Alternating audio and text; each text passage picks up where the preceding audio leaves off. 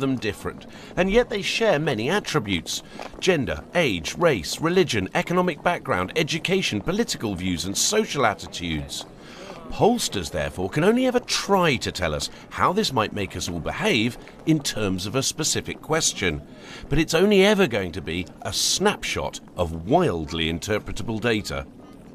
That snapshot is simply a moment in time and is always inevitably slightly inaccurate to varying degrees. And what makes political polling even harder is it's like trying to hit a moving target from a moving platform in the dark, wearing a blindfold. And you'd think in this EU referendum the simplicity of the question would help. Should we leave or should we remain? It doesn't. It makes the whole thing much more complicated. The problem is a slew of polls giving very different signals. Given the problems pollsters had getting the general election right, and some of them didn't, this matters. Some have it neck and neck, some remain ahead, others ahead by a lot, and some give it to leave. Both cannot be right. There can only be one outcome, and it is a minefield in terms of working out which one of those is correct. When I apply different technical methods to my raw data, I can move the remain in lead or the leave lead in both directions. And I don't know which way to jump. And I tell you what, if I don't know, having done all this opinion polling lark for 21 years, I'm not sure who does.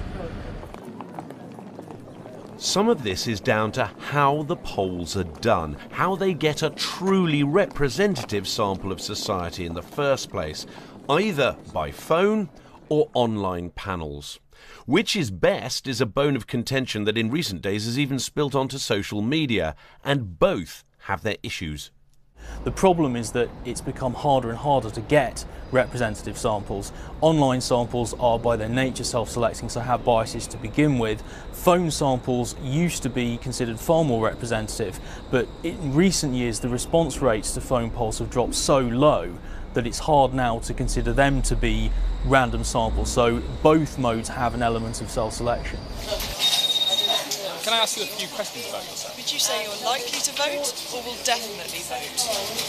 Phone polling's got harder. Few of us use landlines or want to be cold called. Thus, more calls than ever before have to be made just to get a decent sample. Are you voting leave or remain? But you do avoid those who, with online polling, have put themselves forward. And phone contact through persistence is better at eventually reaching those who are harder to get hold of. You're busy now, that's fine. Would it be all right if we call you back later? There is a growing narrative among some pollsters that phone polling is probably the more accurate, which, given recent phone polling results, should cheer Remainers. We look at our samples and try and check them to see if we have the right number of people who vote. Do we believe that all the people in our sample who tell us they're going to vote actually will? Are we missing people who really just don't care about the referendum and aren't going to vote? Are we missing the great unwashed who don't have degrees? All of those things. When we make adjustments for all of those things, Remain is still ahead. And we will have to be very, very wrong indeed for Remain at the moment on the polling so far not to win this referendum. Online pollsters who use panels of signed-up people are perhaps not surprisingly pointing to weaknesses in the phone method. So much so that the online pollsters YouGov have conducted some phone polling about phone polling. And what we found from that comparison, both to the national picture and to our online polls, was that telephone polls were underestimating the people who are not university educated. And that's hugely important in the EU referendum because we know that that's one of the great social cleavages. In other words, one of the great things that divides the two camps.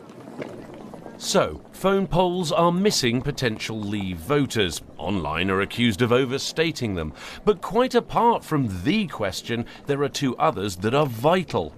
Are you going to vote? Turnout will be crucial on June the 23rd. The higher it is, the more it favours Remain.